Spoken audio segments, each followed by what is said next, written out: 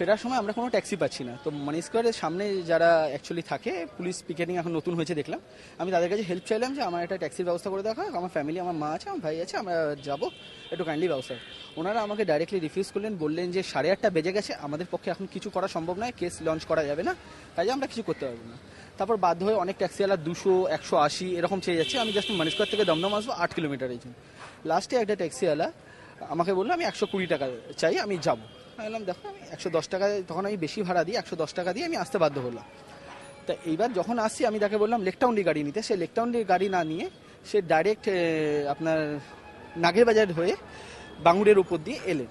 আসার পরে জিনিসটা যখন লীলা সিনেমা হলে দমদম স্টেশনের কাছে এসে বলে আমি আর যাবো না।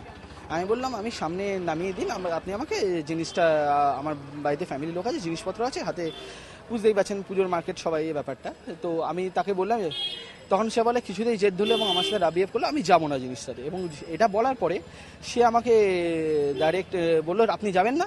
আমি বললাম, সে যখন বলছে আপনি যাবেন না, আমি বললাম না আমি এখানে নামবো না। তখন বললো যে আপনি, আমি তখন লাস্টে আমি তর্কাতর্কি হওয়ার পর আমি বললাম যে আমি কিন্তু আপনাকে ভাড়া দেবো না জিনিস।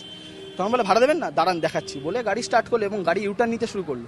আমি সঙ্গে সঙ্গে বললাম তাকে আপনি কোথায় যাচ্ছেন, কী করছেন এটা। সঙ্গে সঙ্গে আমি তার ব্রেকটা, আমি সামনে যেহেতু বসেছিলাম আমি এবং আমার ভাই আর মা পিছনে বসেছিল, এবং সামনে আমি তার ব্রেকটা চাপি এবং ব্রেকটা চাপার পরে গাড়িতে থেমে যায়। সে আবার গাড়ি স্টার্ট করে আমার পা সরিয়ে দিয়ে গাড়ি ইউটার্ন নিয়ে গাড়ি প্রায় 40-50-এ ব্রেক তুলে দিয়ে সে একদম বেরিয়ে চলে যেতে চাইছিল। ওরা বলে যে 2.5 নম্বরে আসবো আমি, 2.5 নম্বরে আসুন, আপনি দেখাচ্ছি, আমার গাড়ি 2.5 নম্বরে আপনাদের দেখাচ্ছি।